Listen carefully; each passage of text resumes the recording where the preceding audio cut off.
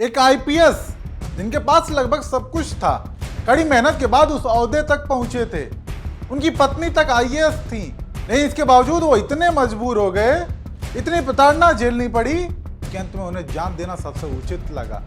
8 पन्नों में उन्होंने अपना दर्द बयां किया है, जिसमें उन्होंने अपनी मौत का जो कारण बताया उसे जानकर आपके भी कान खड़े हो जाएंगे।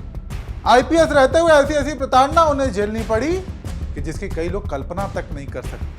हरियाणा से एक चौंकाने वाली खबर सामने आई, वो ये कि राज्य के वरिष्ठ आईपीएस अधिकारी वाई पूरन कुमार ने खुद को गोली मारकर आत्महत्या कर ली। जान देने से ठीक एक दिन पहले यानी 6 अक्टूबर को उन्होंने अपनी वसीयत तैयार की थी और 8 पन्नों का सुसाइड नोट भी लिखा। ये सारी चीजें उन्होंने अपनी पत्नी को भेजा जो कि विदेश दौरे पर थी। उनकी पत्नी ने जापान से ही कई बार कॉल किया, लेकिन उन्होंने फोन उठाया नहीं।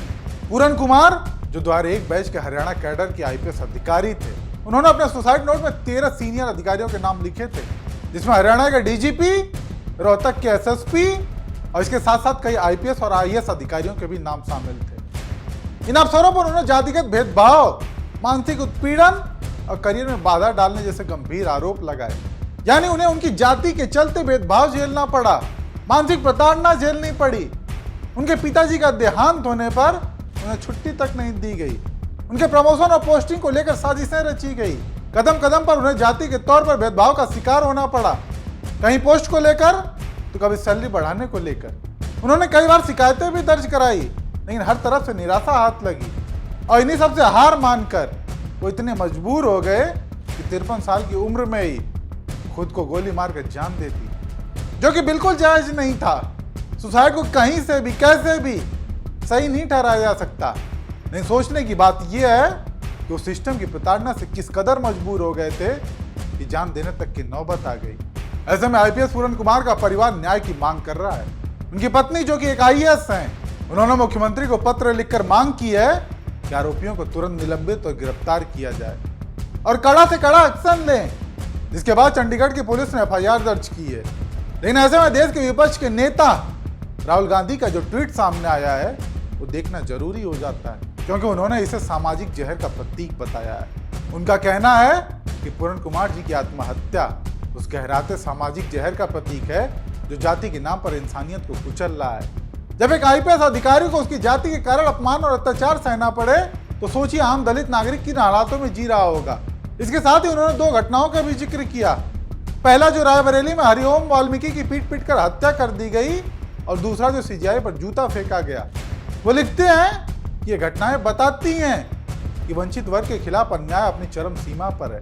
बीजेपी आरएसएस की नफरत और मनुवादी सोच ने समाज को विष से भर दिया है। दलित, आदिवासी, पिछड़ा और मुस्लिम अन्याय की उम्मीद खोते जा रहे हैं। राहुल गांधी के साथ साथ तमाम पार्टियों के नेता पूरन कुमार की मौत को लेकर चिंता जाहिर कर रहे हैं। उनकी मौत की वजह को लेकर स्तब्ध हैं। आजादी के इतने साल के बाद भी एक वरिष्ठ आईपीएस अधिकारी को दलित होने की सजा मिल गई और दलित जाति में जन्म लेने के कारण उसको इतना अपमान सहना पड़ता है, इतना अपमान सहना पड़ता है, इतनी प्रताड़ना झेलनी पड़ती है कि वो मौत को गले लगा लेता है। आज मेन स्ट्रीम मीडिया में इसकी कोई चर्चा नहीं है, किसी टीवी चैनल पे कोई डिबेट नहीं हो रही है। सारा गोदी मीडिया सिर्फ और सिर्फ देश के प्रधानमंत्री और भारतीय जनता पार्टी की तारीफ करने में जुटा रहता है।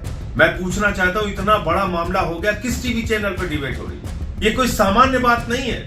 हरियाणा काडर के इतने वरिष्ठ आईपीएस अधिकारी पूरन कुमार जी की जब आप पूरी गाथा पढ़ेंगे, जब वो पूरी कहानी सुनेंगे, आपकी आंखों से आंसू आ जाएंगे। 2022 से मामला चल रहा था और गुनाह क्या था उनका?